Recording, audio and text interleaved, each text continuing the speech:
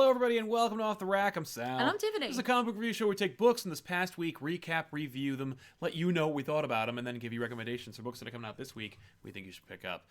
We got a bunch of X books. It felt like we kind of had a little weird X drought the last week, but this past week, more X stuff. We had Excalibur last week. We did have Excalibur, but only one. Not like a whole bunch of X-Men books. No, that's okay. I agree. I was more being facetious. That it's yeah. But no, we got a lot of books that we're going to talk about, including an up to X-Force, New Mutants. We're going to talk about some indie books, of course. Die, Undiscovered Country, bunch of books. So stay tuned. Before we get started, I want to mention our sponsor for today's episode. You out there who's watching this live, you are our sponsor. Believe it or not, if you so choose. What you got to do is use Super Chats. If you are familiar with YouTube in any way, you can use Super Chats, and those Super Chats allow you to ask a question, make a comment, or contribute in some way live as the show's happening. We're going to read those Super Chats, respond to them, and that's our way of doing a little back and forth. You give us some additional scratch and also a great contribution to the show, and we keep the lights on here on the channel. Yes. Because there's a lot of there's a lot of I don't know, up in the air stuff going on with YouTube. We don't know what's going to happen or whatever come December, come the 2020s. The 2020 has a lot of great stuff on the horizon. Yeah. I know that I think the holidays, Christmas is on a Friday, Halloween's on a Friday. You know, in terms of American holidays and stuff like that, there's a lot of Friday stuff happening, and so there's a lot of merriment going on. But there's also some uncertainty. There's also an election. It's going to be a lot of crazy stuff happening, and hopefully we'll still be here. Yeah. And the reality is, and what I mentioned to the patrons earlier this week was, no matter what happens, and if you're not familiar with what happens, I don't have time to get into it, but let's just say that YouTube's at it again. But if there's ever any issues, we'll still be here. Patreon allows us to be here. Twitch allows us to be here. And so there's no reason to worry or be, I should find another fun YouTube channel where people like us are there. No, don't go anywhere. Like and subscribe.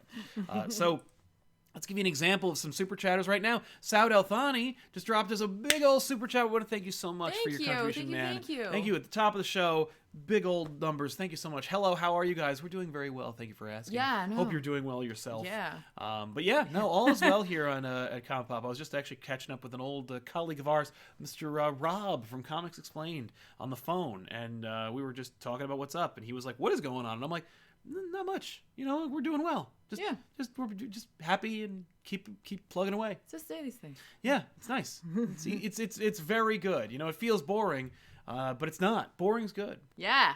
Yeah, consistency Sometimes. is key. Yeah. Yeah, no, the excitement comes from the new opportunities. Yeah. And Stuart McNally also mentions, hey, Sal and Tiff, can't stay, I'm just coming off a 14-hour shift. Wow. But hope you're doing well, love you both, and take care of yourselves. Thank you very much, Stuart. You take care of yourself, man. Go 14 hours, get some rest, drink water, take care of yourself. Stay hydrated. Stay hydrated, it's true. But so let's jump into them. A bunch of books came out. Yeah.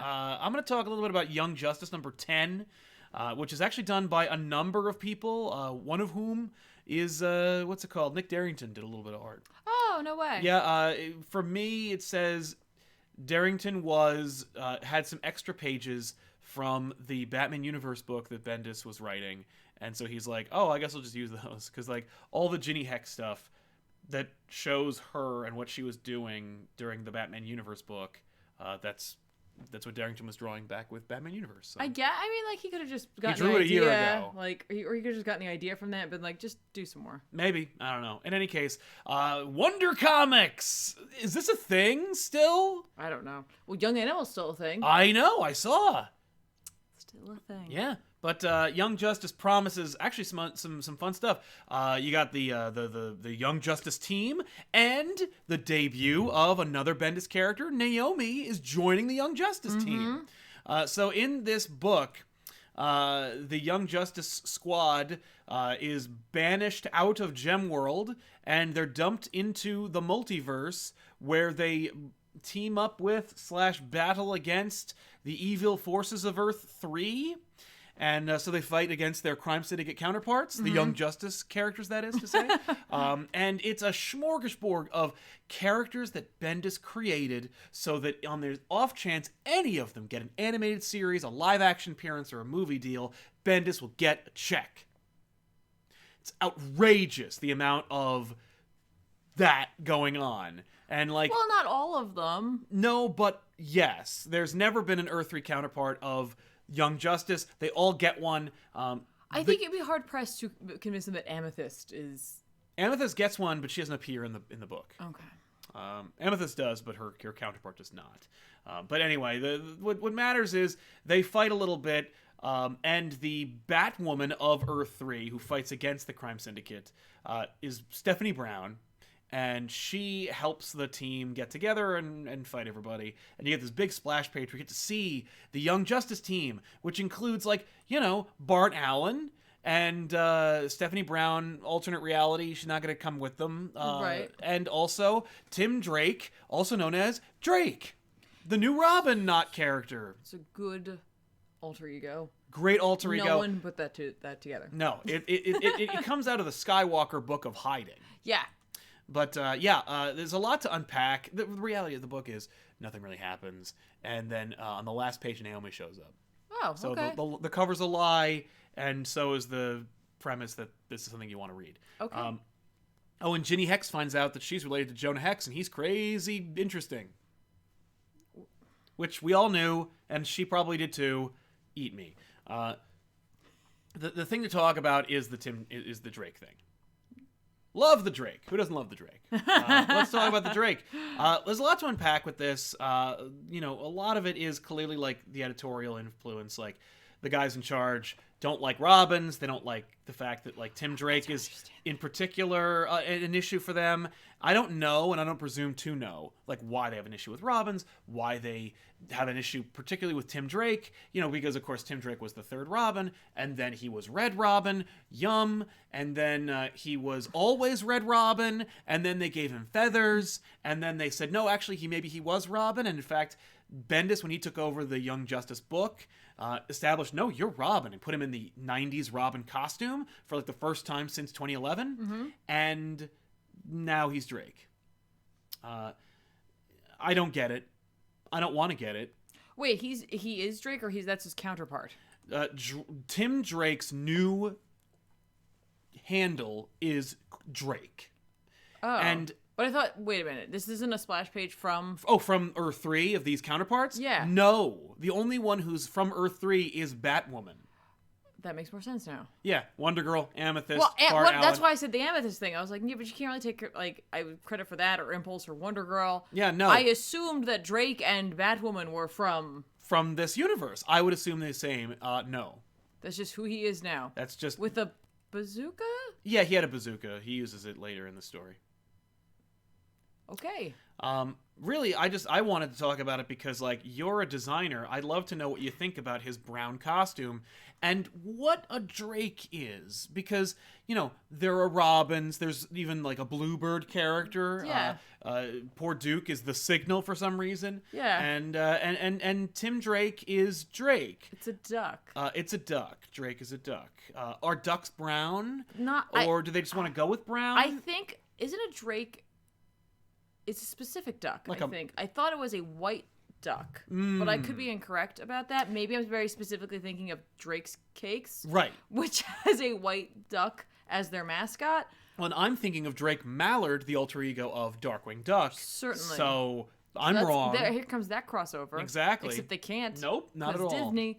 But, the brown's not, like, I don't know. It's fine. It just doesn't strike me as fitting in with the overall aesthetic of like the Bat family. Well, I not think that that's he has intentional. to get like that sort of permission, but like I guess eventually you're gonna run out of colors, right, to put on your costumes, and so why not yellow and brown? Right, and I mean, like, look, we've seen that successfully done in other places. Wolverine pulls it off very well. He does. It is more yellow than brown, I would say. And this brown isn't great. Nope. It's just not great. No. It's just not a good choice. Yeah. I don't know. I'm not...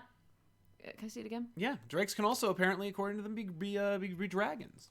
Yeah, well, yes, of course. And maybe that on his belt buckle isn't a bat. It's a dragon. dragon. I don't think that's what it is. Yeah, I know Tim Drake was not exact. I think he played Dungeons and Dragons. Oh, okay, then it could be a Drake. So it probably is a Drake. I guess where like it's interesting because it's like if they're trying to get away from Robin or Red Robin, they shouldn't have put Red in the suit at all. Right. And so like between the black and the yellow and the red, it's like Batman Robin vibes. And then you throw the brown in. I'm not the biggest fan of like putting black with brown in terms of clothes. Right. Usually those are the darkest. It doesn't always work out. I don't know. This is not, this isn't capturing me right now, but maybe over time it'll wear me down and I'll be like, all right, fine. I doubt it. I mean, I've seen worse. I have seen worse. I've seen way worse. The thing that really drives me crazy, the thing that you might say grinds my gears about this suit. Yeah. It's not even the suit. It's their ham-fisted attempt at the logo. Well, like at his because they use the R, the use classic the R. Tim Drake R. Yeah. But then because they invented that specific R in 1993, they don't have like the vector for that R. They could just make it, but they chose not to because then they tried to copy it and the D doesn't work. Like it doesn't match. It's not the vector that the problem. The problem is that they made a logo. They made an it's R. not a font. No, and that's what they didn't consider, I No. guess, or whatever. And they could have just gone on like, I don't know, the internet and found some like interesting typist to create a font that's based off of the R. Right. It's just bizarre. It's bizarre that he decided to call him Drake, but there's so many like nods to Robin. I know. Within it. Maybe well, because that way... Maybe it's a phase. Oh, that could be a phase. It's a Drake phase. Yeah, remember when I was Drake? Remember when Dick Grayson was Rick? You know, it's those kind of things. Like, remember when I didn't want to read DC anymore? Like, remember those times? Like, what's funny, that's the feeling of that era right now. You know what's funny is that like he didn't have to go with a bird. I mean, Dick went with Nightwing, which certainly has like has wings in it. There's a wing. There's an avian sort of feel or bat feel. Right, but a like Nightwing is actually Kryptonian in origin. Right, but I'm just saying like if you're an Earthling, if you're any number of people from Earth, me or you, and you're not thinking about Kryptonian history. No. You just associate it with that. You don't have to go with a bird every time, guys. No. Especially if you're trying to escape. Well, Duke didn't go with a bird. He's a light.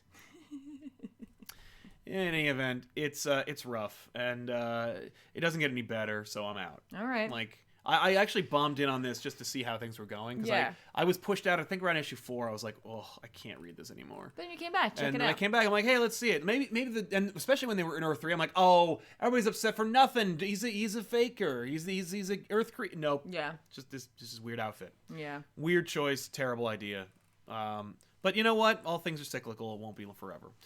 Flashpool says you're both looking fashionable today. Well, thank you very much, Flashpool. Trying. Very nice. Very nice. Rory Groth says, shout out to the 3-day weekend for letting me catch you live for the first time. You guys think you'll ever cover Animal Man on back issues? Yes. Happy Veterans Day to everybody. And we want to thank our incredible men and women in service for their obvious, more strength and selflessness than me, because I would never even consider. I can't even imagine living in that world, and it's really cool that they're doing that. Thank you. Animal Man, one day. Okay. One day they'll adapt Animal Man, and we'll get to do it. I mean, the fact is, like, I'd like to be able to do them all. So, eat that horse. I wish some of the big Marvel writers right now would do some work for DC. They could use some fresh blood on their big titles. Imagining Cates or Zdarsky having to go at some of the Staler books at DC. Yeah, no, I hear you, man. That's the worst time for them right now to be at DC, because the problem isn't the talent at DC Comics. Like, the issues that we have with DC, the creative direction, it's not being dictated by like the incredible writers and artists who are all just trying to give their very best at DC Comics. That are the reason DC is is trading places with Marvel. It's always that little dance. Marvel's on top, DC's on the bottom. DC's on the top, Marvel's on the bottom. It's always that no one's ever always on the top. Yeah. I wish that like Marvel and DC could not fulfill that kind of arbitrary reality. Where they I feel don't like that though too. Like I am one of those people who kind of feels like that. So well, it's a thing. It's just I wish that wasn't, because it's so arbitrary and silly. Right. I mean, like there's always the sense of competition, but I think it's also just like once you've done well for a while, you tend to get lazy. Right. Well, I don't even think it's lazy. I think this is for me like the captain of the ship is just, suffered from scurvy or something. I don't know. It's rough. Get them some Rough citrus. seas. Mr. Roboto does the current X-Men affect Mr. and Mrs. X in a big bad way. I was going to say, Hickman's going to let us know. Yeah, Hickman will let us know. The fact is, rumblings from Mr. and Mrs. X are in one of these books. I think it's Excalibur. Well, yes. Like, they don't throw it away. Let's put it that way. Yeah. So, what else did you read that is out there that you wanted to talk about? I don't know. Where do you want to start? Right? Let's do Ghost Rider. Okay, so I read Ghost Rider number 2. Yeah, this is the return of Danny Ketch. Yes, written by I can't see. Ed Brisson. Brisson, yeah. Issue 2 was like a faster paced version of issue 1. Oh, and so I liked it better. Okay. But I already bought that. But I bought the first one, and like it just, I didn't come away with knowing much more from this issue. I just enjoyed it more. And if they just taken a few of the key like info dumps from the first issue and dumped into this one, it would have been a pretty strong opening issue. Because it just kind of like jumps right into like Johnny Blaze doing what he's doing, which is like collecting demons, and it's revealed that like Danny Ketch can't actually, like, he doesn't see them. He doesn't see them as demons. Oh no. So like he's like, oh, you have lost it. 'Cause remember his mom came to him. His mom. It's Lilith. Yeah. With her Lilin. Remember Lilith? We literally just talked about Lilith. Yes, and if you're not familiar, you should check out back issues on Spirits of Venom. Give you a little breakdown of that and the Rise of the Midnight Suns. Although Lilith looks absolutely nothing like her original counterpart. Well, yeah, but I think this is her Lilin here. Yeah, no, but she's... Yeah, there she is, I think. Yeah, I assume. I can't remember what she looked like, honestly, in the first issue, and I wasn't gonna. I remember her looking like this. So yeah, she does look quite a bit different. They kind of toned down the overall look. Yeah, which is her look. That's the only thing she had going for her. It's not true. Is that she looked neat. No, she's like a crazy demon mom. Demon mom. # demon mom. And essentially, Danny is like kind of gone to war with Johnny, and at the end of this, because it's a mistake though, he just yeah, because he's like, oh, like, you have lost your mind, blah blah, is that what we're here for, like, and he's just like, yeah, no, you don't see them because you failed at being Ghost Rider, basically. Okay. And then he pulls the spirit of vengeance out of him. Oh. And so like he's just Danny Ketch now. Okay. So I was like, okay. So like Danny Ketch is literally going to have to get over himself and re-embrace like being Ghost Rider in order to become Ghost Rider yet again, even though he's not really like, he's not Zarathos, so no, it's a different spirit. Cool. But again, this issue like ignited my interest in it more than the first one did, and so I'm kind of like just taking a little bit of the info from that first one and kind of ignoring that it exists and just jumping fresh from here. Yeah. Because it just, like I said, like it just had a better pace, and I felt like the first one they weren't quite comfortable in the issue. Yeah. And it feels like in this one they were a little more comfortable. It's just we didn't tread as much ground right here. But I think it's looking positive as to like the strength of where it might be going. Okay. Possibly. You know what I mean? No, like, I hear you. Ghost Rider is for very specific people who like that kind of thing. You know what I mean? Like I have an interest in it because of like the whole like demon thing and blah blah blah. Like I really enjoy that. By the way, we are going back to Vegas, so yes, see what's going on. Yes, the tease for issue 3. Mephisto throwing craps. Yeah. I mean, like, he's in a cell, so he's not doing anything. But, on the cover, Yeah, I know. Yeah. But do you recommend it?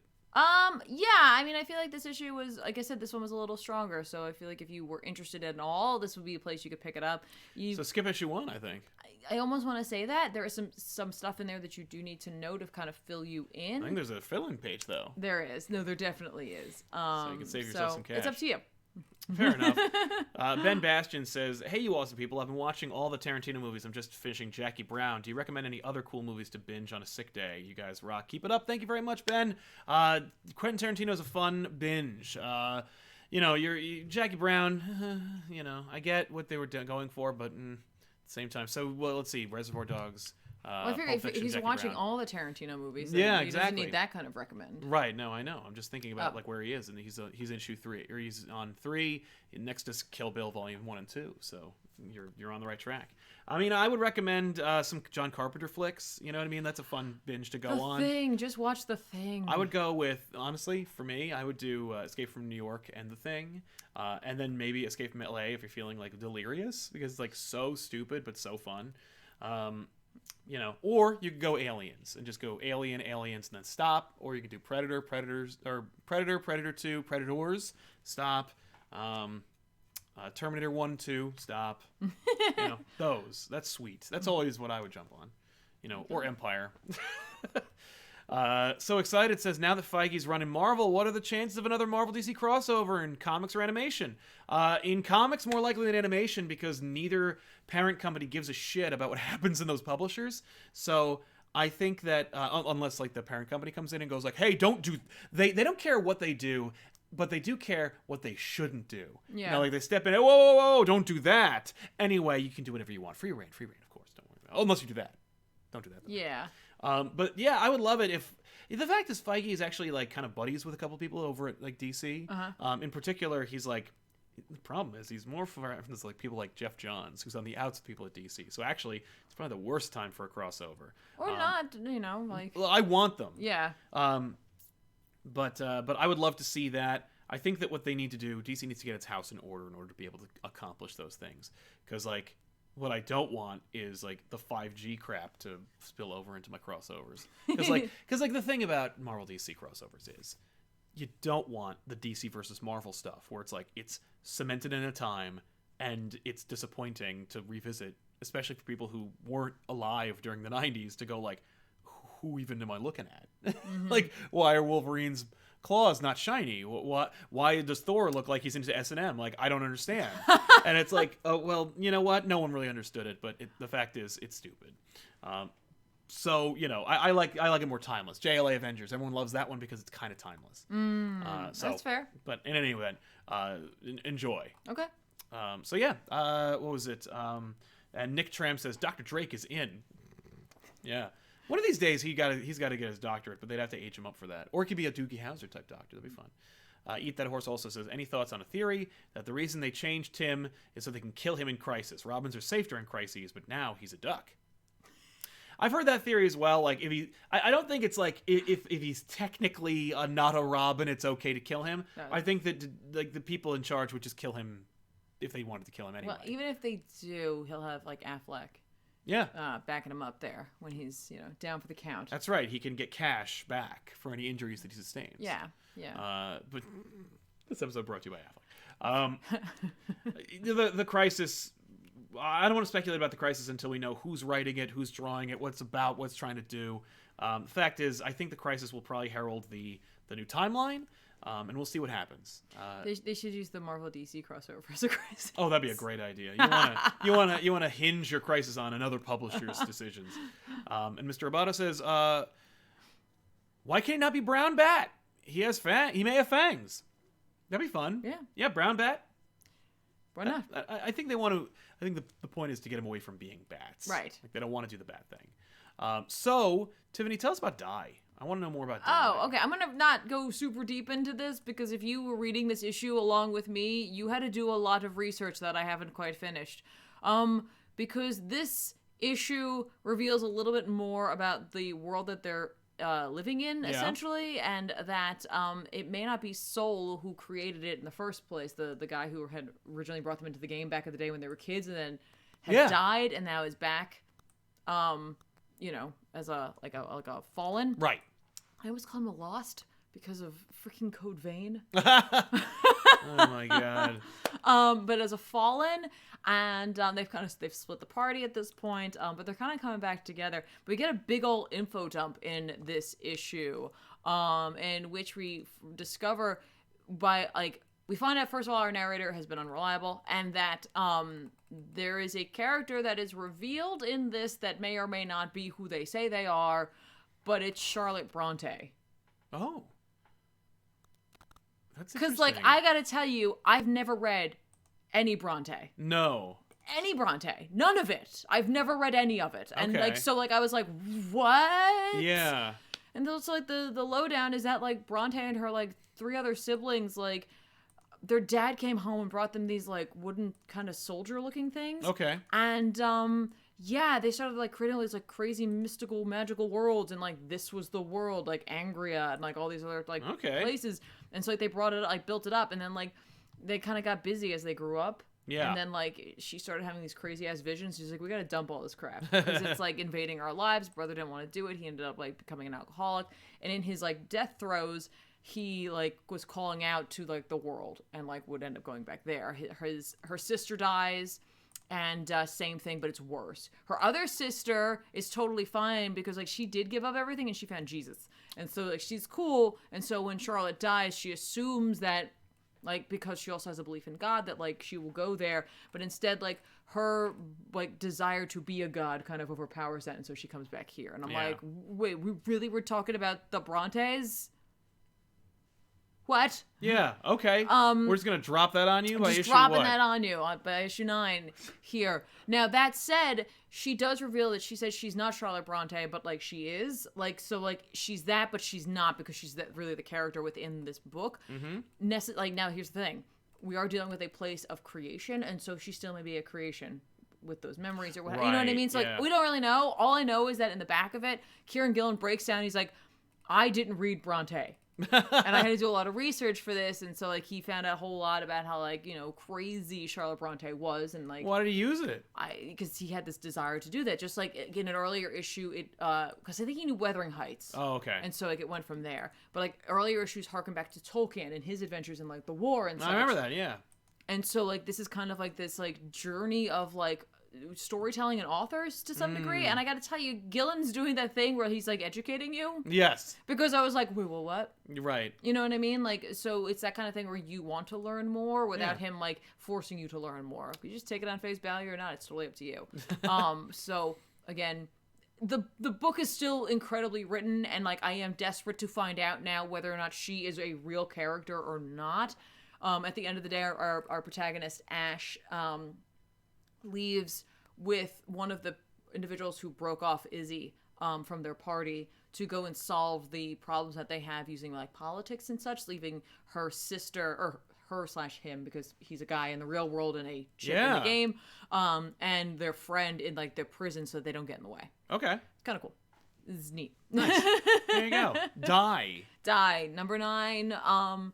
It's a hell of a trip. It's gorgeous, by the way. It is, yeah, and like Stephanie Hans is just getting better and better. It's one of your favorite artists. She's just absolutely incredible, and like every time I see her on a project, again, like her craft is just like she's at that point where she's just going uphill. Yes. We haven't quite hit that like peak yet. No. And like so it's great. She just does such a phenomenal job. It's a treat to look at and a treat to read. Again, like if you are a gamer at all, this might be for you because like it does delve into like the idea of what makes good game. They do talk a lot about that because they're obviously metagaming to some degree because they know they're in the game. Exactly. And so they're like, oh, like in issue 7, like the jock character ends up like hanging out with these dwarves and drinking, and then it's revealed that the dwarves have backstories. Like, oh, you have backstories? I thought you were some of those shallow like background characters, that kind of thing. So, and some of the characters we find out know that they're also creations. Right. So it's just a really cool book. Cool. So check it out. There you go. Die number 9. Saud Althani says, Bendis coming up with good names is impossible, though. Yeah, well, I agree with that. Price8040 says, want to know what make Ghost Rider better? Zodiac. I think Suicide makes him better. Zodiac, I don't mean like, I mean the character. Suicide character, Blackout, Death Watch. I think Black Heart would be great. No, they did that. No, he's got Blackout. He's a vampire. I know.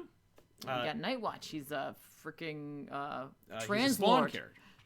Oh, Night Watch, yeah. Night Watch. I was thinking of the other Night Watch. No. You could bring back Troll and Hag. Hey, why not? He's got a rich rogues gallery. He does, yeah, and they're all forgettable. Zodiac is weirdly enough like a cohesive character to some degree, because he's just kind of but like he's not. Something. He's really not. He's terrible design. Agreed. It's just Jake Curran helping us out. Thank you very much, Jake. Thank you. Saud Althani says, thanks for being you, and uses one of the emotes. So thank you very much for that. This is, I think, the first emote I've seen in the Super Chats. And it's a pair. It's a pair admiring itself. Yeah, I love it. So thank you. Don't Mask the Truth is using emotes and has some fist bumps for us. Thank you very much for the bro fist, man. And, of course, we got TB who says, and we're just fixing this up. Loving the new Doctor Doom run so far. John Carpenter's Joker was insanely awesome too. Thanks for all that you awesome people do. Thank you very much. I haven't read the John Carpenter Joker book, and I really need to pick that up because John Carpenter decided I want to write it. I'm sorry. How did I? What? Yeah, John Carpenter wrote a friggin' issue of like a one-shot Joker comic. I don't know. I remember it being solicited, but I didn't recall that it came out. Where was I? I know where I was. I was in Die, but yeah. I'm reading Doom as well. Doom #2. I disagree, TB. I appreciate it, and I think that the problem that I have with the Doom book is this is Doctor Doom, of course. It's called Doom though. It has a lot of really really good ideas, and it really has like a lot of ambition, and it just doesn't have the talent to back it up, in any respect.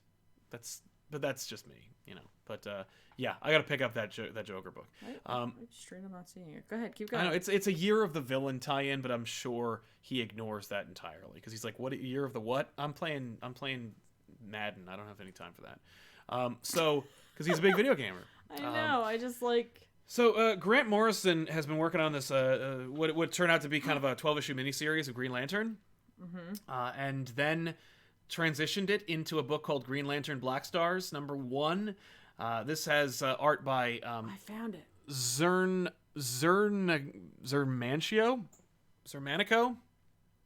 And the concept here is that, like, remember that magical wish granting machine that Superman uses in Final Crisis? Well, Mew uses it to uses the power of Hal Jordan's Green Lantern ring.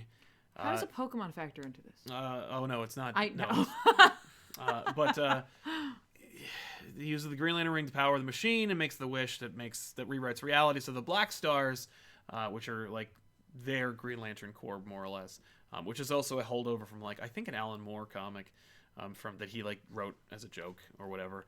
And they're like the replacement Green Lanterns, and they're instilling their will across the universe and creating like it's a kind of this like weird creepy cult of a Green Lantern Corps. You know what's amazing? Yeah. I just read this, not knowing you were going to read this, just to read it, just because I was like, we never really talk about Green Lantern all that much. It's Morrison, and it's not a Green Lantern book.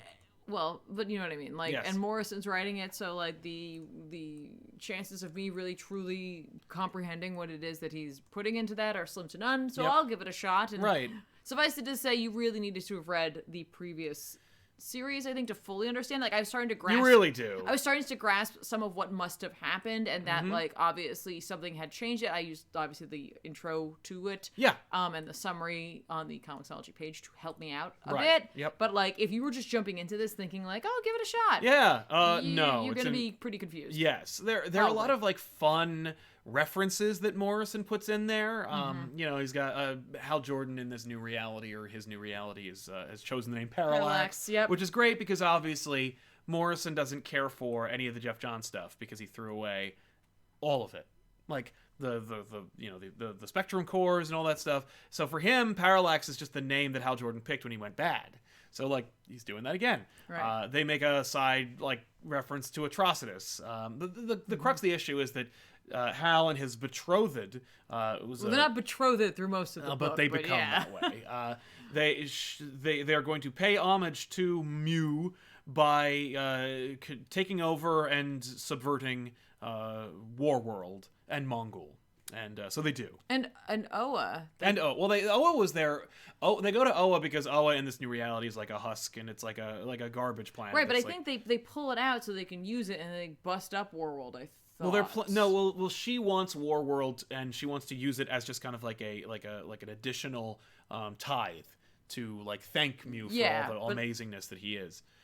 So yeah, they rip apart Oa and they make like oceans of spheres. The visuals and the like high concept space bullshit that Morrison is playing with is fun and well executed. The like gobbledygook languages they speak, because it's aliens, and of course they would, is frustrating and annoying to read. And the overall... Oh, do you mean the demons? Yes. The straight up demons that open this book up, which is why I had any interest in it at all? Right. But they're not demons, they're aliens. They're demons. They're straight up demons. But anyway, so Mew shows up, and the idea is clearly that Mew has his sights set on Earth. By the way, fun fact: some of the Black Stars are also former Green Lanterns. You got Jesse Cruz in there. You got John Stewart, the bird guy, Tomar Ray. And I can never remember. I can never remember it when I'm on cameras. I'm really impressed I got both of them, Tomar Ray and Tomar To. So it is a freaking rat's nest of a comic book. This is okay. Here's where I get another 4chan thread about what an idiot asshole I am. Because I said the same thing about Multiversity, where I was like, Multiversity is impenetrable and difficult to read, and if you are a newcomer to comics and everyone tells you, like, oh, you gotta read Multiversity, it's gonna be very difficult to get into. As it turns out, Multiversity is way less hard to get into than if you were to read Green Lantern Black Stars, just fresh and cold. But Green Lantern Black Stars is one of those books that's like, I feel like Grant Morrison is making fun of me.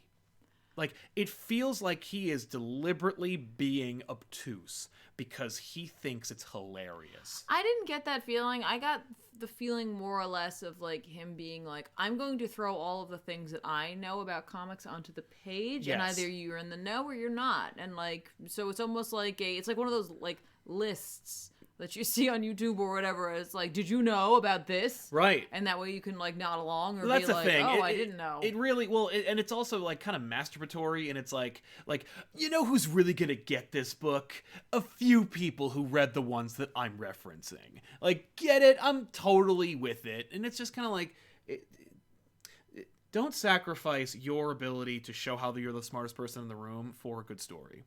And the concept of the Black Stars, the idea of Green Lantern living in this, like, false reality, really neat. And I love that concept. Mm-hmm. That's why I was like, I'm going to read this, because I think that's really cool. And like I said, because Grant Morrison is a good writer and is competent, he is able to craft a comic book that is well executed. Mm-hmm. It's just also like, why? Right. Like, all right. And it's... You know, he's like, I get that you are waiting for the other shoe to drop, but because I know you are, and because I don't need to curry favor with you because I'm obviously Grant Morrison, I'll be able to really, like, get into the deep end of this fake reality that no one should care about. And it's like, okay, fine. Mm-hmm. Like, and that's kind of fun. Like, I get it, and I also appreciate that he's doing something different, and I appreciate that they let him do it. Well, and here's the thing. Like, seriously, this book didn't bother me either way. Like, I was just like, okay. No. Cool. Like, it's literally, like, I'm just like, I wanted to check it out. And, like, I think there were some really, like, excellent concepts in there. Again, just in terms of, like, hitting story notes. Yeah. And I really can't, like, blame him for pulling at lore that he's creating. Co-opting. Right. I think really what it is for me is that, like, I'm possibly not a fan of his voice in comics. No. And that's just a personal opinion. That has nothing to do with actually, like, skill or anything like that. Mm-hmm. Because you could accuse, like, the same thing of, like, Neil Gaiman when he writes Sandman. Yes. Where it seems, like, impenetrable, but, like, I like his voice. Yes. And so, like, the journey's a little easier for me. And so, like, I think with this, I'm just, like, it's not that same sort of journey that I've gone on before with other writers who have possibly been like accused of being it's too dense. You know what I mean? Exactly. Like, and there's something to be said about like that, where it's like a dense book that you can, you know, re-examine and go back through, and something that is for people who have been following along. I openly admitted, so don't even start with me. That like I hadn't been reading the Green Lantern books up until this point, and that was the point of me checking it out, was just to see it as a number one. Yes. Like, is this something that someone who hasn't been following along could, you know, really grasp or jump on? I mean, the fact that it was Morrison, I pretty much knew the answer was no, but I feel like it was more yes than I expected. Yes. Like, it was less of that, like, hard no. No, I hear what you're saying. Because I really was able to put together a lot of things.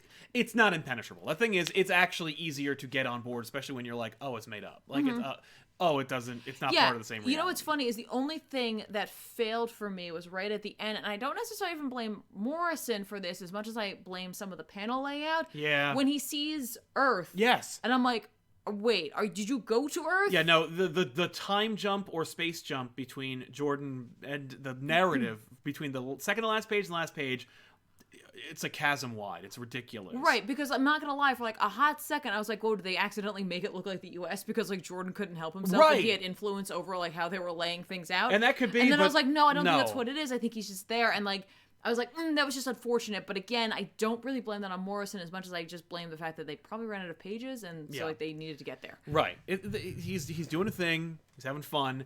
The thing is, for me, he's like, I am selectively keeping things that I think are cool, and I'm throwing everything else out. And so that's frustrating, particularly if you're like a Green Lantern fan. You're like, oh man, like I love Green Lantern and I've loved it for 10 years. Morrison's like, well, be prepared to be alienated, no pun intended, because we're going into space and I'm going to play with that whole concept, because Morrison doesn't really go out into space very much when it comes, well, I mean, he does mentally when he takes trips, but when he's like just writing a comic, normally he's telling stories about like specifically and I will give him this. It was and seemingly, depending on where this goes, like this is a story that like won't interfere with anything that's happening. Well, big time. Currently. No, it's its own thing, and I think he's really, really taking advantage of that. And I think that's smart for good or ill. Yeah, no, I think that's really smart. And again, it could inevitably end up influencing things, but as the story's going along, you're not wondering like, wait, where's this person? How come they're not there? Instead, you're kind of like, oh, I wonder what the Black Star version of Superman's going to be. Or, oh, I wonder, and of course, because of the nature of this book, I feel like you're not going to see that. I think he's like, you want to see that, haha.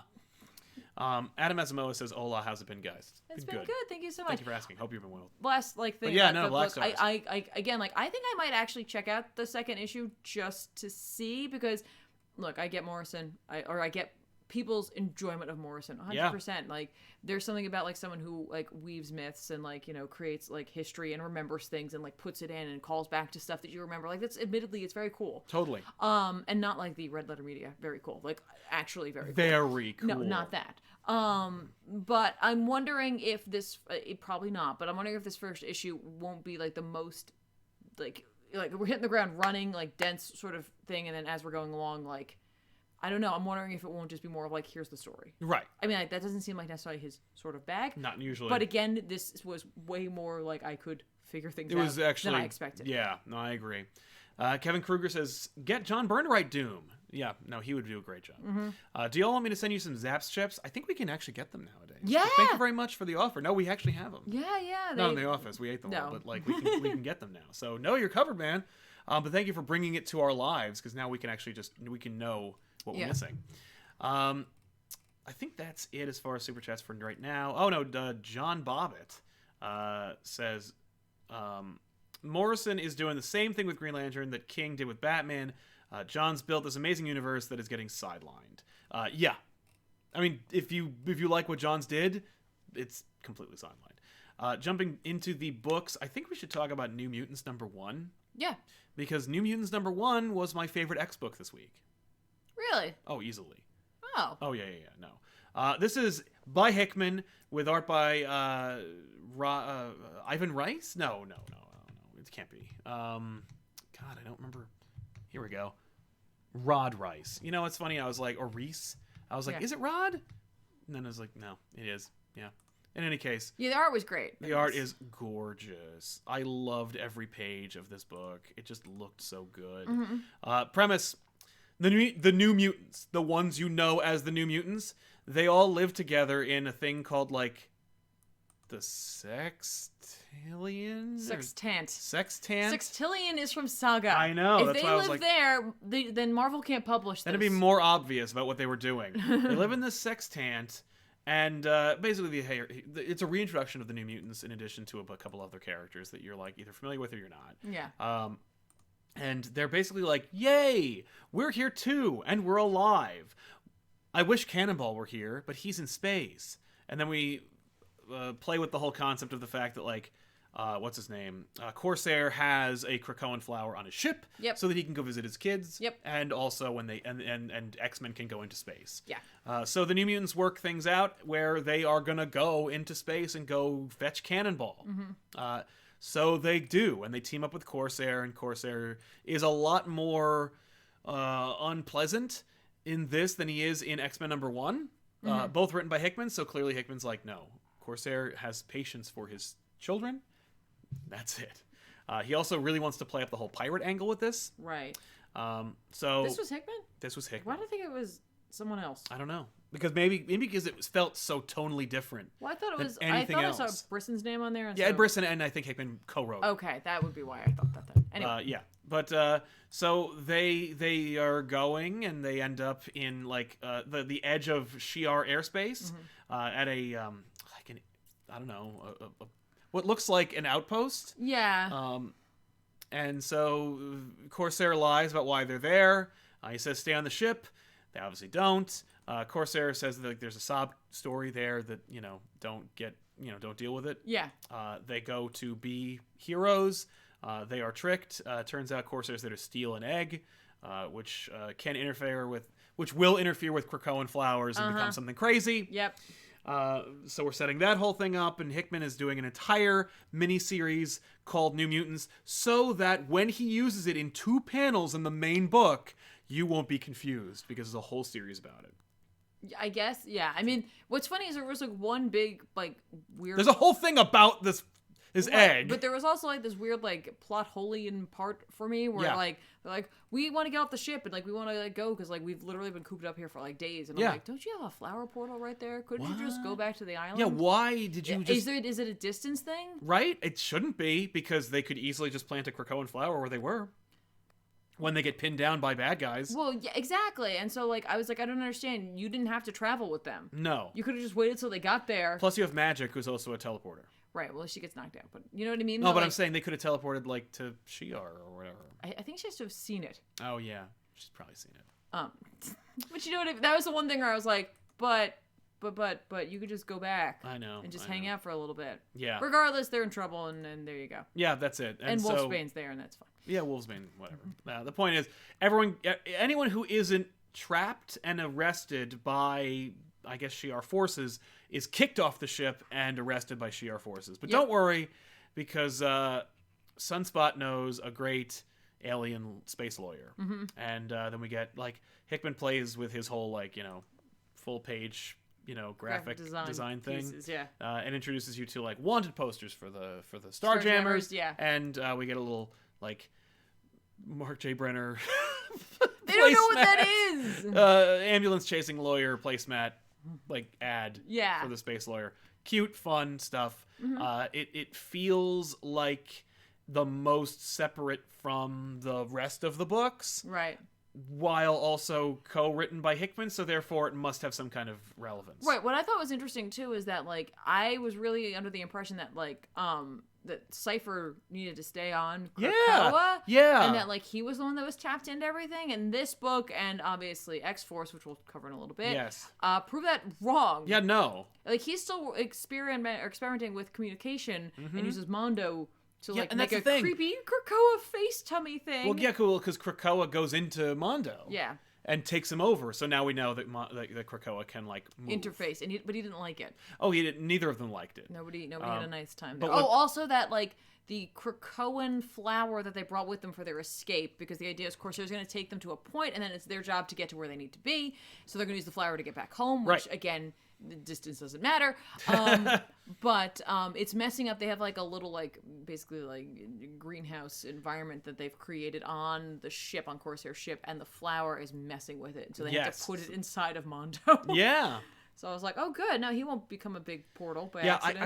I really like how, because now we're seeing the effect of Krakoa on other staples of the Marvel Universe. Like, not just, the... I don't know, grotto environment on the ship, but also with Morgan Le Fay's magic over in Excalibur. So we're going to see the effect of that on the larger universe as it stands. And that's really exciting, and I think that's cool. Also, like, they brought magic, Cypher, and Mondo. So it's like, there's no one who can teleport or communicate with freaking Krakoa. It's like, what have you done? But it's obviously on But purpose. It's not true, because we do find out that someone can kind of communicate with it. But only a little bit, and they're not very good at it. Yeah. It's just, I was like, I did not see that coming. I agree. But yeah, otherwise, I love this book. I think it's not only essential, but it's also, like, I think it's Hickman being like, not everything needs to matter. Like, he's just like, I want to also tell this fun space story. And so he's having the most fun with this right now. Right. And that's why I was feeling it as well. So I enjoyed it. Yeah, I liked it. Yeah. I don't think it's the best one out of all the tie-ins. No, but like it was really nice it was pretty to look at, and like you said, there's a lightheartedness to it, yes. obviously, and so like if you're just looking, if you are into what's going on with the X-Men, but you also kind of want to break while still getting more of your X-Men, this was probably the book for you. Then I mean, like cleanser. Literally, we see them develop the coffee that's mentioned in Marauders in this, and it's apparently a very disgusting and gross, horrible process in which it's created, and Magic's like addicted to coffee. Yeah, Magic there's loves literally it. There's like there's a panel of her like hugging her coffee and drinking it. She was very annoying, but like in a distinct way where I've met 3 women like her. Yeah. It's not me, but like this morning, because it was Monday. That's how it felt. It was like that was vibe. It's her being like, the thing's worth killing for, and it's her just drinking coffee. I know. And I was like, that this morning. That's how it felt. That's how it felt. I wasn't. Also, every single New Mutant gets a moment. They do. Book, which I think is really cool. They really do. Wolfsbane doesn't get to Wolfsbane out really, but like. No. But she's doing. But everybody else gets to do something, and I thought that was really cool. Like literally everybody, including and up to Chamber. It's like good for Chamber. Right. Eat That Horse says, I love Grant's work on GL so far, but really doesn't work in continuity at all. I just think of it as an all-star Green Lantern comic instead of a canon book. Feels like that. Cool. That's a great idea. Yeah. Cash Money in the Bank. Thank you very much for your contribution, man. Not gonna lie, struggle a little bit with New Mutants #1. Never read anything with any of these characters before, and didn't feel like it got a real introduction. Hard to track on what's going on. Well, that's fair. You got no introduction to the characters. I would recommend the Demon Bear saga, and really just any run. I think they appear in the Asgard Wars, and they play a big role. So you should read, X-Men Asgardian that's Wars. That's where Wolfsbane falls in love with a furry. Yeah, exactly. You should check out the back issues. And what's her name becomes a Valkyrie. Yeah. But that's fair. I hear what you're saying, man. But check it out. Does she still have that horse? No. Damn it. No. I know. Well, maybe. I didn't see it on the island. Krakoa. And Sadothani helping us out. Thank you very much, man. Thank you. Hickman's primary on the first 4 issues because he needs this story for the main book. And there you go. Interesting. Makes sense to me. I wonder if it has to do with the Cypher communication with Krakoa. Probably. Or like Krakoa's ability to like interface and upset other environments. It was like clearly killing the plants that were there. Yeah. So like I wonder if that's where it's gonna go, and possibly whatever comes out of that egg. Right. The egg thing is a big deal. Egg thing's a big deal. X-Force #1 from Benjamin Percy and Joshua Cassara. Wait, you want to talk about that, or you want to talk about Undiscovered Country? Yeah, I guess we'll talk about Undiscovered Country. Let's talk about that real quick. Undiscovered Country. Just hang on for your more mutants. Yeah. Undiscovered Country from Scott Snyder, Charles Soule, and Giuseppe Camuncoli is an independent comic book from Image Comics, which is the premise is America closed its doors 30 years ago. Now we're here. There's a plague that's destroying the rest of the world. America decides, hey, we're open for business. We're going to send a contingent. We'll figure it out and send you a cure. Yeah. They do. They crash, and America's crazy. That's the premise of Undiscovered Country. That's the first issue. Yeah. Let's talk more about like the thing about Undiscovered Country, which is I remember hearing about this a while back, and I remember like Charles Soule and Scott Snyder really really jazzed about this. And they were like hyping it up. They're like, this is the culmination of a ton of work. In fact, if you pick up your copy of Undiscovered Country, there's actually an entire back-patting, self-congratulatory letter that they write to you where they talk about how awesome they are and what a great like process it was coming up with this concept.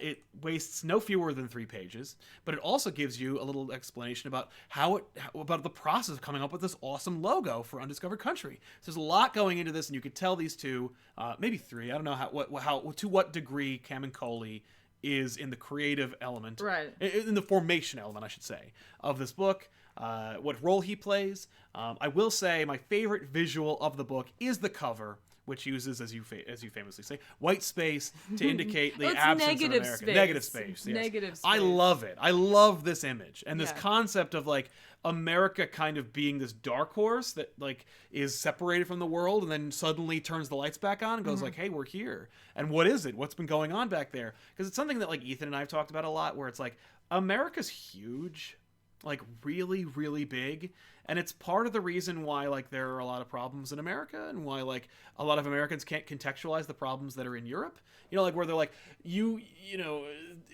have a space that's the size of like part of Europe, and they're all supposed to have the same laws and the same like socioeconomic like regulations, and like how can they if like one region is 80 degrees and the other region is 12. You know, like it's so divergent and so different that like how can we all work together? And I'm like for me that's the beauty of America, like is that we all are all these different things and we are all still on the same place and we all come to the same common goals.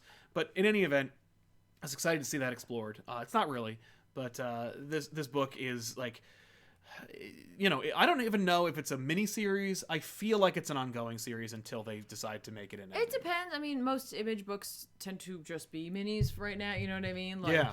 I don't know. I would hope that it was, because you typically see some of the stronger storytelling there, because they're not like struggling to pace things out to hit like issue numbers essentially. I think that it is a mini series in terms of we know it will end. Or it'll be like a chapter thing where it's like, here's the first chapter, here's the second. Yeah. For me, the book had me up until a point where it was like kind of a standard like romp, and then we see the big reveal, which typically would be the kind of thing that like they get you go, yeah, especially cool. Me. Yeah. But it honestly weirdly felt like a bunch of things I'd already seen before, but not in that familiar, fun nostalgia way. No. Like it had like vibes of like obviously like Mad Max and like Manifest Destiny and a little bit of Saga, and you know what I mean? Like yeah, it felt like it was a box checking experience where it's like we are gonna create a totally bitchin' independent comic book that everyone's gonna freak out about. What do we need? We need an easy to understand premise. Check. We need a double entendre title. Check. We need distinct characters, but so many of them that we can kill a few and people can love those characters and be sad they die. Check, because we got a Walking Dead this bitch.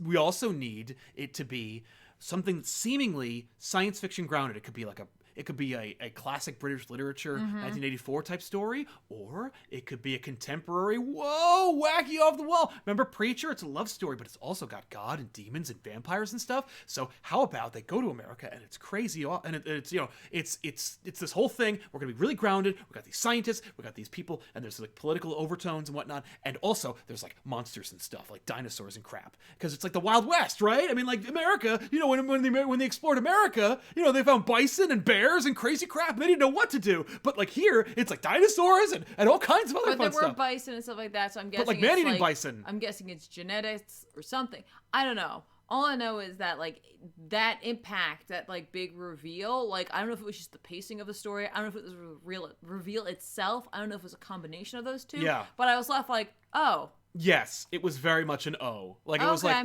oh, that's what you're doing. Yeah. I kind of saw that coming. And it weirdly also had like Old Man Logan vibes. Yeah. It felt like a lot of those things. Like then you see the map and the things all like that map made me sick. And then it's got a maze, and I was like, Westworld? Yeah. No, let's start scalping people. It's all the things that it doesn't look like anything to me. The map? No. Oh yeah, no. Like the map made me the most annoyed. Well, they're going to have to go through each territory. Yeah, I was like, oh my god. And the thing, like the way they describe the map isn't even really that interesting. Like I don't know what I'm looking at, but also I definitely have seen this 1,000 times before. So that combination makes me like not interested at all to this thing. Right. I honestly, I forgot there was even a maze portion to this thing. It was just one of those things where it was just like it just hit all these. It just checks all the boxes. Yeah. And it feels like this like really manufactured, created by committee, best-selling independent comic book.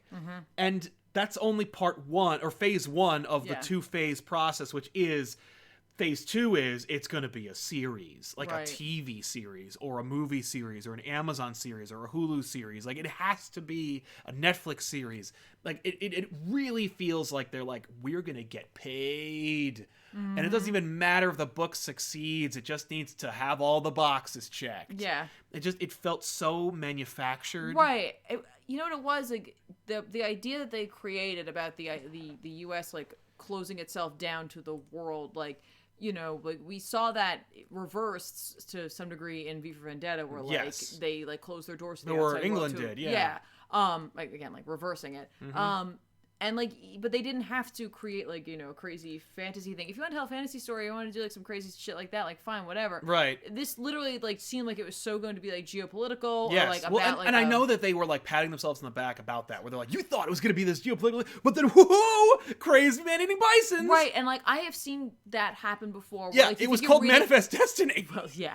Like literally it is very much that, except like that like gently eases you into it, where like there's some creepy shit happening, and then like it's just all of a sudden it's like, no, there's really creepy shit happening. Right. But I think like I think it comes down to maybe the nature of the reveal and the reveal itself, where like it just didn't hit the way they wanted it to. Because instead of like being excited, like, oh, I thought it was gonna be one thing, it turns out so there's a whole other layer to it. It just left me being like, yeah, but I was kind of more interested in the other story you were telling, and I wish we could go back. But even then, like the ham-fisted way in which all the characters are so on the nose explained and introduced also rang hollow to me. Yeah. Where they're like, oh, Dr. Samuel so-and-so. Well, and to your left is this person, and this is their entire bio, and this person's as well. And we're going to spend 2 pages doing that. The other thing, and this is very much a personal thing, and I'm not going to give everybody a hard time. I'm not going to dwell on it.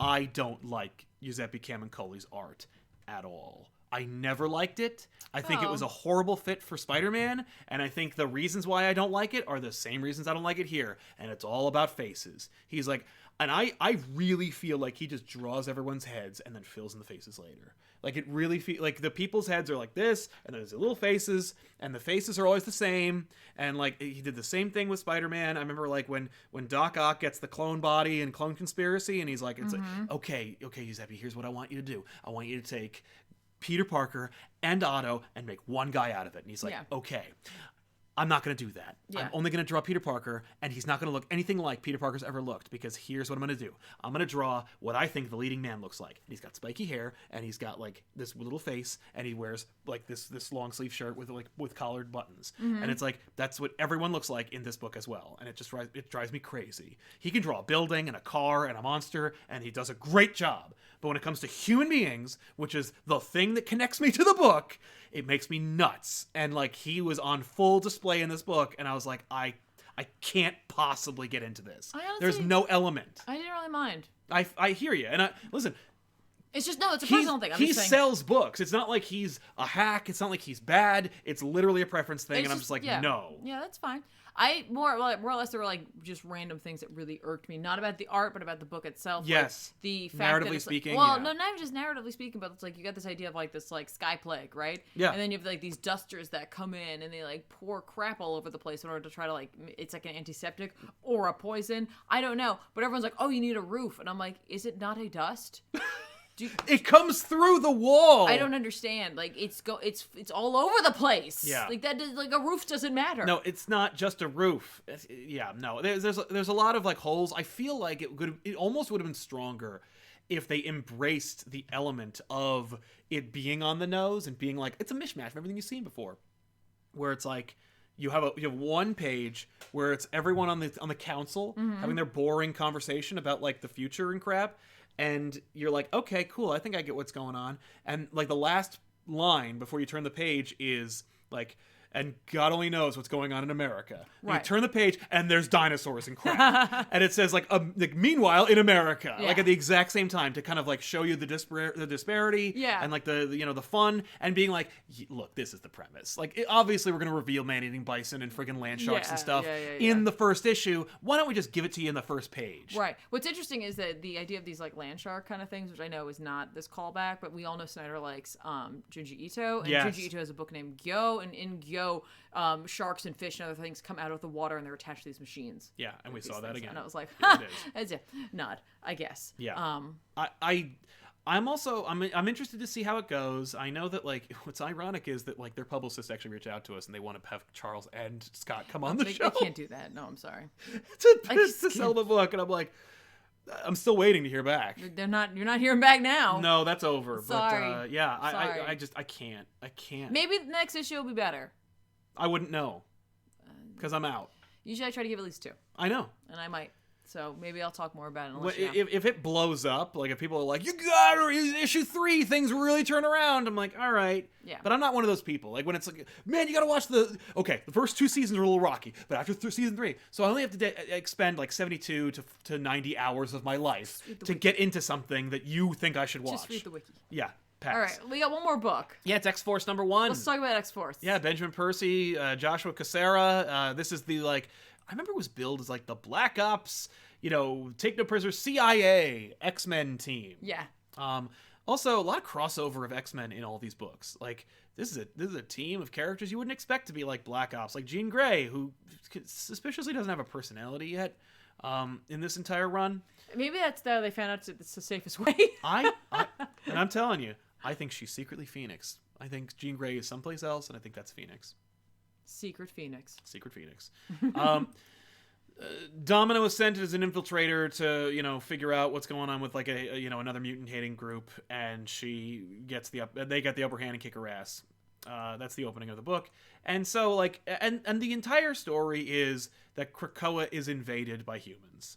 They send this evil organization that's like a twisted human hellfire club kind of thing. Mm-hmm.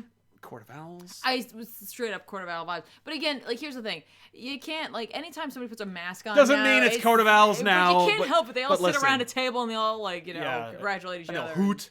No, but like, woo. But no, it's very much the Court of Owls of X-Men. It's got a vibe. And also like because the Talons have like the dead people that they control. They obviously take control of Domino. We had that scene where they're like, "What do we do about the missing person? Uh-oh." Wait. Yeah, Domino's part of like the She was? I thought like her body or whatever. I thought they like somehow tricked it by using either like something about like her blood or something like that, because I didn't think she was there. Oh, I thought she was there. I thought the whole point was that she was one of those people. No, unless they completely changed her. Yeah, I thought so, but maybe they just used her blood. In any event, regardless, they find a way to get in. Well, yeah, they find a way to get in, and so they I love the strategy. It must have taken all of their time to plan this whole infiltration. They show up and just start shooting people. It's like, yeah, like, oh yeah, got him. But yeah, okay, so the story is like, oh my god, first blood on Krakoa. Like, the humans have finally struck back. Yeah. And the X-Men, it's not all orgy parties. Yeah. Also, like, Wolverine and Beast have, like, a conversation about, like, the inevitable.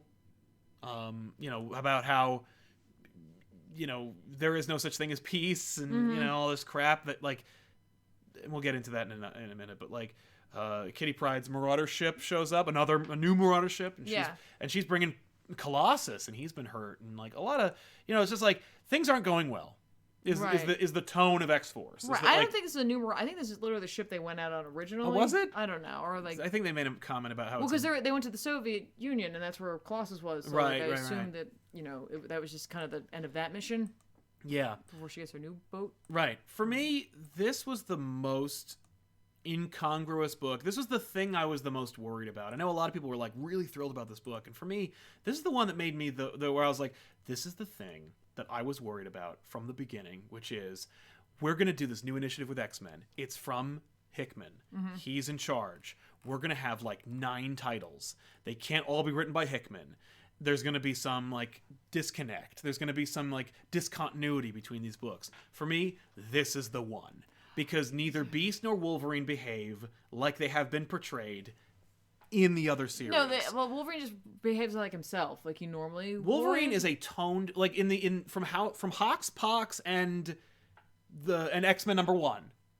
Wolverine is Wolverine, but also not neutered, but certainly like he's chilled. He had a Valium. He did. He's probably sleeping with Jean or whatever, and Scott or whatever, and so like he's just getting it on the regular, so he's like way happier. The point is like the first time you see Wolverine in this entire run, he's laughing and playing with children. Yeah. And the next time you see him in current continuity, after he died, he is just kind of like hanging out. The only thing he's really upset about is that like the only time you see him really extreme is when he's extremely excited to see Kitty for bringing mainland stuff, for bringing booze. Then the next time you see him, He is like he is what you remember Wolverine to be. He's like hunting, and also there's indigenous creatures now, even though I think they said there weren't on Krakoa. There's like giant pigs that are dangerous, and like Wolverine, of course, slaughters and eats one of them, which is also no, he doesn't kill it. He does. He's eating it like when he's like watching everything on the precipice. But like you see all of this like Wolverine stuff that you know Wolverine would be like, but that's not the Wolverine that Hickman has been giving you and indicating is the Wolverine of today. You know what I mean? Like, that's not the Wolverine that we've been seeing. I get that that's the Wolverine you're used to writing or the Wolverine that everyone would be expecting, but it's not the Wolverine that we've been getting yet. And it's like why is there such a disconnect? He's back in his costume. Or no, that's the costume he had it before. Yeah, he had that costume before. But like, what? Like, you know what I mean? And there's and that more could just than be that they just didn't get the notes. But like, how can you not get the notes? Or it's like, I only know how to write Wolverine one way. Right, like, I get that. Then don't put that writer on the book, I guess. Right, well, or just tell, like, it's not like it's, oh, I did Jubilee wrong. Or we accidentally drew Wolverine, or Jubilee with fangs. Right. You know, like, because she's not a vampire anymore. Right.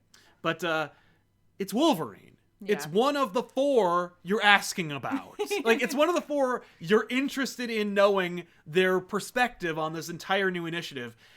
And it's not consistent. Professor X falls for an obvious dupe. He has mental powers. And maybe there's some kind of cerebro shielding. But Professor X has been sashaying through continuity in this current lifetime of Moira McTaggart with the confidence of somebody who would not easily fall for drinking a bug in a champagne glass, but does. And like, there's a couple of moments like that in this issue where I'm like, it's all things you would see in an X-Men book. Right, but I mean, like, he also has the confidence of knowing he can't die, really. Right. But then why are you trying to build tension for me? Because they're hoping you don't remember the fact that, like, they can bring Professor X back. Well, then they start assassinating mutants, and I'm like, they're all gonna come back. Death is meaningless on Krakoa. Yeah, but the humans don't know that, and I guess that's really, like, maybe that's part of the, like, why Professor X was okay with it, because he's just like, no, they'll think they've accomplished their job, and then they'll see us walking around again, and they'll know better. Right. I mean, I could see that being a thing. If that's what they're doing, that's admittedly neat. Right. But I would see that if they were portraying it in a such as, like, we see the horror of mutant children, mother and daughter, I believe, are assassinated on when they first arrive, and like we see the horror by showing you the child dying. Whereas if we wanted to show you that the humans don't get it, we'd be showing it from like the perspective of the mutants, where it's like these guys, like, I just popped another one, you know, like they're like high-fiving and killing people like indiscriminately, to kind of show you like that it, like, the passionlessness of these murderers. And it's just kind of like weird. Like, yeah, the book felt really weird, and I remember it being billed as a kind of like essential important book. And I'm like, if it's so important, why is New Mutants more in continuity than this? Yeah. And I get, like, okay, Hickman co-wrote it. But, like, it's New Mutants. It's the most divorced. Like, why did Excalibur do such a good job of, you know, obviously they're not, like, they're all going to be part of the same world, and they're all going to be part of the same initiative, but they're not all going to stylistically and thematically line up because they're all different books. I'm pitching a book, not pitching, but like I'm really looking forward to a book that's coming out this week that is wholly different from the rest of them. Right. And I'm really looking forward to that, and I want that difference. But I want it to be different because it's tonally different from what it is, and not a mistake. Right. And I which it feels like. Yeah. I don't know. It feels like an error. Now that's just my rant. I'm sorry. I don't want to spend too much time doing that. And like, honestly, obviously we're kind of coming to the end here, but like, for me the biggest issue was that, like, they decided they wanted to kill Professor X in this book. Yeah. And I'm like, well, again, like, cutting the tension. First of all, we all know they can bring him back because it's like, yeah, is Cerebro broken? Sure. Does he probably have another one? Definitely. Yeah. Nothing's like, all the information is stored in backups all over the world, so it's like, it doesn't matter. There's a copy of his brain someplace, if it is even his brain or not. You know what I mean? Isn't like, he essential to the process? No. Oh, that's right. only backs it up. They have the backups. Yeah, no, like he like does like minor backups and then like does like a big one X amount of times. Right. But then you have like people like Wolverine and Jean who are like, don't tell me that he's dead. Like, oh my God. And I get it's horrible. He did die. Yeah. But the part of why Wolverine's so happy, the part of why like what they're trying to do is like they're selling it. We let them kill Professor X. He's not really dead, right? But like that way, like they'll go away. Yeah, but they'll think they succeeded. They'll go away. They think they succeeded, and like maybe it'll actually like spur other nations to like join us, or like if we retaliate, it doesn't look so bad. Right. You know what I mean? Like I don't know. Yeah, like maybe this is part of a deeper plan. I don't know much about this writer, but the fact that Wolverine is so written out of character, doesn't really instill confidence within me. No, like that's the thing. And by the way. The frustrating thing is Wolverine is wholly on brand in this book. Yeah, but like a year ago, it doesn't work with like what they're trying to pull off in the other books. Exactly. And this last panel image that they have, or this last page image, is really just a cover. It's a cover. It's a cover image. It's a good cover image. It's a good cover, but like I was like, oh, okay. Now, and if like, and listen, this is first issue, but also like this thing got shot off his head. I know what. Whatever. Like, over here. But like, and here's the thing: if in issue 2 they're like, yeah, we did it, now go, like now we know who our enemies are, go get them, like, okay, it doesn't forgive the Beast and Wolverine in like out of continuity. It doesn't really forgive a lot of these things. Also, I don't know, all the books have had a kind of similar artistic theme to them. There's a little bit of like beauty to all the books. This one doesn't have it. Well, and this only is connected to the Leinil Yu book, because X-Men 1 is drawn by Leinil Yu, who also has like a grit and a kind of like edginess to it, and it doesn't feel like the others. This feels more like that, and I think are they trying to get me to connect this with X-Men 1? No, or is it just so different because they just couldn't get enough? This didn't feel like any of it. It was the ugliest one. And for a series that's gorgeous, like for a line-wide initiative that's been gorgeous. Yeah, I wouldn't say it was ugly. It just it was very different stylistically speaking. Agreed. Yeah. Very different. No, I completely agree. Yeah. And it's so for me, this was a very mixed bag. I was like, I don't like this. Yeah. Because I'm second guessing it. Like you're these weird. And if there was like a character who was like, if Apocalypse was smiling, or some element that showed you that I'm supposed to feel weird and confused by the inconsistencies therein. Yeah. Then my concerns would be assuaged. But I instead am stuck in this weird position where I'm like, I think you just screwed up. And you're forcing me to meta read this book. And I don't like that. Yeah. I mean, like, again, a second issue will really shed light on that. The second issue will that's the call. All the cards will be on the table. Yeah, that's it. Like, you will know. Yeah. So there you go. Yeah. Jumping in the super chats because there are quite a few of them. Oh, well, thank you guys. What was it? Sorry, hang on. We're almost there. Oh, you're down. Cash, no. Oh, no, we did that one. It's down here. Kane's World says, does Hickman explain how Wolfsbane came back to life considering she was killed in Uncanny X-Men? Yes. Everyone came back to life. Maybe he died because of Pods, because of Gold Balls, who's now called Egg. Yeah, everybody came back. Because, again, don't forget, in this continuity, Xavier has known that this is going to be the outcome of what their plan is. So he has been saving them for as long as he has had the ability to. It's why they killed so many people kind of like offhandedly in the Uncanny run, because they knew they were all going to come back. Alex Sanchez, hey Sal and Tiff, just showing some love and support. Thank you. I also wanted to thank Tiffany for getting me into Junji Ito's work. Truly some creepy stuff. Nice. Thank you very much. Yay! Enjoy the nightmares. Yeah, you're welcome. Saud El Thani says, the only good part of X-Force was Wolverine when he was written well, and Black Tom was fun too. The rest was meh. Yeah, most Wolverine I've seen so far, but why is he like this? That's a mistake. Yeah. Black Tom, this is the Black Tom book. The whole book is about Black Tom. And that was literally what I was talking about, where like I thought Cypher was more in the role, or like in the perceived role that Black Tom is in. And then like, this is the first time we're seeing Black Tom, by the way. Like, playing any significant role at all, and he's so important right now. Right, and you're like, what? And like he's completely like in with the flora and fauna. Yeah. Mostly the because his powers are by wood. Yeah, and I thought it was interesting too that this really establishes that like not only like is Krakoa influencing the like like the earth and the trees, which obviously would make sense. It's growing out of it and all that stuff. Yeah. But the animals itself, right? Because they mentioned like the plankton and the algae and like you know what I mean. I'm like, oh, plankton's not. That's not an organism. That's not a plant. It's an organism, and like. So there's big pigs now. Yeah, so I was like, oh, okay, that's like that was informative. Right, but like, are correct. the big pigs like sentient plants? Does that mean that Krakoa's getting savage? I don't know. But yeah, Arconio's Evatori says they crafted Domino's skin to the assassins. Thank you. That makes way more sense and explains the like markings that they all had. Yes, thank you. Good call. Because for me, I was just like, is Domino one of them? Because they're all wearing masks. I knew Domino wasn't one of them. I just thought she was like assumed that they had like killed her and no, not like that. I assumed it was some sort of like blood transfusion thing because it was very obvious that they thought that she was the one coming down, which was why I had the different formations. Yeah. That was kind of neat. Yeah, neat idea. Gross, also. Jesse Sweet helping us out. Thank you very much, man. Thank Mr. Supertastic. To be fair, Professor X and Jean felt pretty awful about their death in Hawks number 4.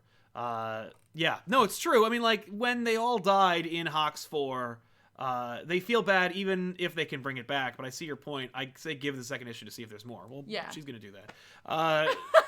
Yeah, no, I mean, like they felt bad.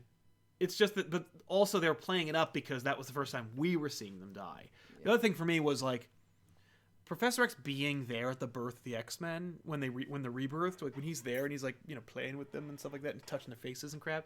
I'm like, that tells me that he doesn't die. You know what I mean? Like that tells me he's like essential to the process, or at the very least, like he's not gonna come out of one of these things. But he did. No, they explain that also that the process really is just the 5. Oh, I know. And it's just like, you know. Yeah, don't kill gold balls. Yeah. Or egg. Anyway, let's jump into some books that are coming out this week we think you should pick up. He does something though. I think he's the one that gives them the memories. Yeah. Yeah, he's important. He's a conduit. Yeah, he's a conduit. I'm guessing Jean could be the conduit. Maybe that'll awaken the Phoenix. I was gonna say she needs to do something in these books. So I got a couple of recommendations for you that are coming out this week. I'm not really going to recommend this book, but I wanted to mention it because, like, hey, Sony has a weird relationship with Marvel where, like, Marvel, you know, when Fox owned Fantastic Four and X-Men, they were like, screw those books, meh! But when Sony has something coming out, Marvel suddenly has, like, a whole big initiative. So, like, there's a Morbius movie coming. There's a Morbius comic coming out. Yeah. Well, I'm more or less like, what year is it that we're getting a Danny Ketch book with Ghost Rider in it talking about Lilith and Morbius #1 is coming out? Yeah. Because is Howard Mackie not far behind? We're gonna get like Darkhold and like, you know, I can't wait. That'd be great. The Night Stalkers and the other one. Yeah. Oh, and you know, Spirits of Vengeance, which they already kind of did. They did. There's a whole book. Yeah, but it wasn't that book. Yeah. Good. Absolute Swamp Thing #1 is coming out. Alan Moore's getting an absolute hardcover edition. Oh wow! From his Swamp Thing run. Great. It's gorgeous. So if you have money, if you like absolute editions, pick it up. Because like, is that really like 3-dimensional? I hope it is, but I don't know. I hope it is, and I hope it isn't. Because because it'll be impossible to go on your shelf. You need to front face that out. Yeah, then. I feel you need like to make it like it's a bookstore. I think it just looks like it's 3-dimensional, but it might not be. I don't know. From reading that Black Stars book, I got this ad for a book that's coming out. Did you put this in your recommendations as well? I didn't put it in my recommendation. I knew you would. I was just like, this is neat. Basically, it's just this like crazy new Green Lantern book that's going to be coming out from Young Animal called Far Sector. I don't know. It just looked really neat. Well, it's a Young Animal I assumed comic. I knew why you wanted to read it because of the artist. Yes. From Superstar Artist. Yes, Jamal Campbell. That's what they put on the ad. Yeah. Oh, did they? They called him Superstar Artist. Well, he is Superstar because like he drew Naomi and he did a friggin' amazing job. Right, which is like, I guess the point here is like, check it out at the very least. Yeah. So maybe he could draw something else. Right. But I think it's great. 12-issue miniseries. I'm gonna see if I want to read more, but I'm gonna read the first issue. It looks really cool. Okay. What else you got? I haven't said anything. So what do I got? What do you have? I got Savage Sword of Conan. Conan. This is the second in the Roy Thomas, Alan Davis run of Savage Sword. Well, the current run, not like when they wrote it before. There's like some sort of like batch of vampires going on in this. It's continuing the story from the last time where like they went up into the mountain and there's like a chick who's looking for a treasure on her brother and like Conan is in some trouble. But like, we're gonna find out what's going on. Obviously he's gonna be fine. He's Conan. Yeah. But it's still great to see how he gets out of it. That's kind of the magic of Conan right there. Also from Marvel, I'm just gonna bring this up. Marvel Tales Doctor Strange will be coming out this week. It's going to compile a whole bunch of issues of Doctor Strange from back in the day. So if you ever just wanted to kind of like dabble in some of the older original Doctor Strange stories, this might be worth it to pick it up to save you some like, you know, long box digging. Yeah. Just to check it out. So give it a shot. It's totally up to you on that one. Yeah, right. If you like trade paperbacks, all of Vision is being collected in one. So if you like Tom King, and if you like Vision, or if you liked our back issues on it, which if you haven't watched it, you should, there's a whole big collection. It's gonna be all of it in one trade paperback. So a little easier on the wallet for you if you want to get Vision and trade. So it's coming out. I'm really excited about it. Okay. X-Men 2 obviously is coming. Yeah, it's really, really very excited about that. I'm excited. Yeah. I'm down. Looks cool. Yeah. Can't wait. I don't know anything about it. Nope. But Okay. you know, it's good. So I'm in. More, please. Yeah, more. Yeah. No notes. Please write more. Yeah. And of course, Fallen Angels, which I think is the book I've been waiting for. Really? Yeah, I think this is the one. I think this is the one where it's like people who weren't welcome or who don't want any part of Krakoa. Mutants, that is. I guess like this team does seem like they wouldn't. Yeah. And so Is it Psylocke though? Yeah, this is the Asian Psylocke? Oh, it's the other Psylocke. Or it's Betsy Braddock and it's just whatever. I don't know. I know that Betsy was kind of trepidatious on it anyway. Right, well, Betsy's now Captain Britain anyway. Well, but maybe this is after that. Could be. Or this could just be like, now I'm Psylocke. Well, because we do know that she was looking for her. Like, you know, when she was like, oh, I don't want to run into her. Yeah. But yeah, X-23, Young Cable, stuff like that. I'm excited. I think this is just a cool looking book. Okay. So, you know, check that out. Nice. From Image, Jeff Lemire is putting out a horror book. It's probably all you need to know. Right? It's called Family Tree. It has something to do with the other trees based book. Mm-hmm. This is literally about a little girl who, according to the description, literally begins to transform into a tree. Yeah. Her single mom, her brother, and her crazy uncle or crazy grandfather are going to go on an adventure to fix this, but it's like a horrifying adventure. And, right, like, exactly. The transformation will become horrifying. So I saw a trailer for this. Like Image sent a trailer over for Ooh. this book, and I was like, I knew about this weeks ago, and I was really excited. So when I saw it, I was like, wait, is this the thing? Can I finally read this? Because I'm very excited for that. Yeah. Mystery, horror, action, adventure, the whole thing. I'm down. Nice. The other thing that's coming out this week from DC, because DC wants me to spend my money. It's another Black Label book from Joe Hill from the Hill House Comics. Probably now my favorite imprint. Ooh. The Hill House Comics. Yeah. Get out of here, Black Label. I know you're above it, but still. Whatever. The Dollhouse Family. Not written by Joe Hill. It's under his imprint. It's written by Mike Carey. Oh, cool. Yeah, who has written like Lucifer and other things like that. And it's basically about a little girl who gets gifted a dollhouse, and there's like a little family that lives inside of it, and she can go in there, and like there's a black room that's waiting for her and wants to offer her things because like her home life isn't great. Okay. And I was like, yeah, this can go all kinds of ways. Yeah. As we know, like Joe Hill and Stephen King himself have written many a book about creepy ass houses and like the horrors that await you. Yeah, so definitely. If he's presenting this book, I assume it's going to be of that caliber. In the description of it, I think they say that like this is the most horrifying vision yet to Hill House Comics. Cool. And I was like, okay. Well, hopefully it's a nice, it's a good indicator that Hill House Comics is here to stay, and they're going to try Or that new Hill stuff. House Comics is like stepping in where Vertigo is no longer there too. They need to fill the void somehow. Yeah, so like really I'm doing this because I'm very excited about like these horror books, like these straight up horror books that are coming out of DC's Black Label right now, so like I'm full on supporting them. Yeah. So if you're interested in that, if you didn't pick up Basket Full of Heads last week, go check it out. It was a really great read. Right? It's totally worth it. Hill House Comics, I'm down. Yeah. Don't screw it up. That'd be nice. Yeah. But yeah, we want to thank you so much for hanging out with us. A few people were really, really upset we didn't talk about Legion of Superheroes from Bendis. I'll never do that. So you can just move on. Like, I'm never going to talk about a Bendis book that I don't want to read, and I'm especially not going to do it when clearly Jeff Johns was going to do a Legion of Superheroes book, and this is like an afterthought that was suddenly put in place to replace the other thing. Like, I don't do that. I don't support things that I think are either like a thing to screw somebody else over or a thing that would never appeal to me. And Legion of Superheroes is like a thing that, like, in a premise, I don't really think it's interesting. I would never read it, and it would take a lot to get me to read it. Yeah. And I saw Bendis's like, hey, here's the Legion of Superheroes in the Superman book. And no. Like, there's nothing about that appeals to me. And so, like, why would I read that book? Yeah. Like, a book dedicated to a 2 or 3 page splash where I was like, pass. Like, I'm not going to do that. And I'm not going to, like, we spent a little bit of time criticizing a couple of books where it's like, we read it clearly to criticize it. Or at the very least, I didn't read Undiscovered Country to criticize it. I honestly didn't. I didn't either. I was disappointed by it. Yeah. Unfortunately. But I'm not gonna hate read. You know what I mean? Like, no, you'll notice that no. Batman by Tom King isn't on this show very much, and it's because like you know I don't like that book. Why would I spend every week talking about how it's bad? Yeah. Like, so I'm not gonna waste your time. I'm not gonna waste my time, and I'm not gonna waste my money on that kind of stuff.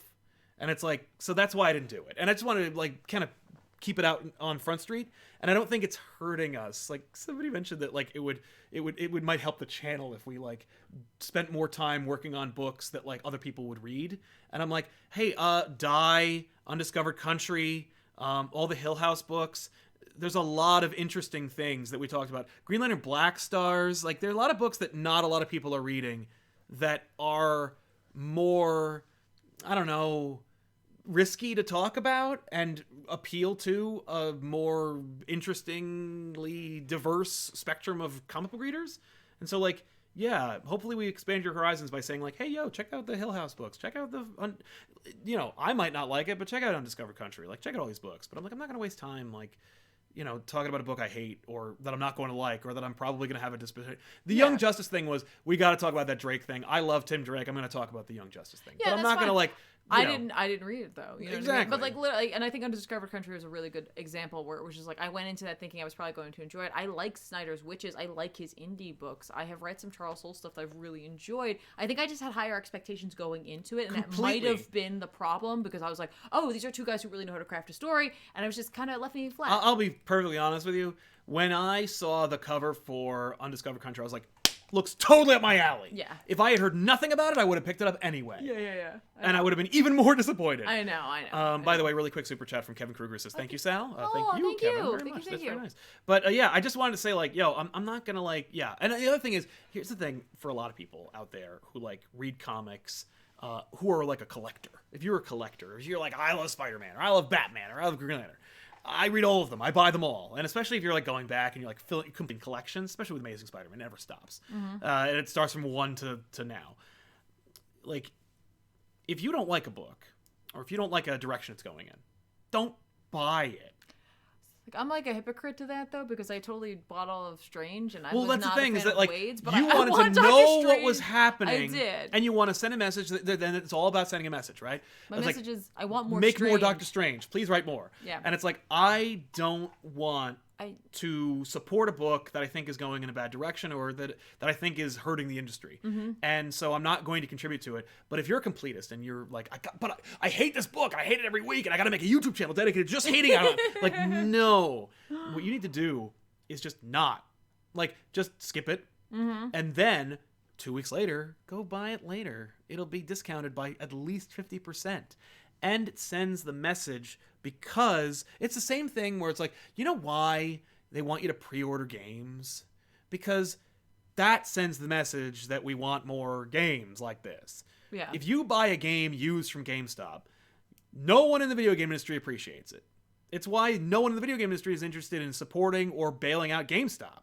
Because the video game industry, the companies that make video games do not benefit from GameStop or buying used games. No, it's true. And that's why like I try to like buy independent games from the publisher or people, at least through Steam. And then when I bought EA's Battlefront, I bought it the second, like the newer ones, I bought it from GameStop because used. Yeah. Because no. Because that was my message. And it's all about like if you like I'm not saying like if you like love Batman and you want to be plugged in and know what's going on, even if you're not enjoying it, that's fine. There's an alternative to piracy and supporting a bad book or a book that you don't like. And the alternative is waiting a minute.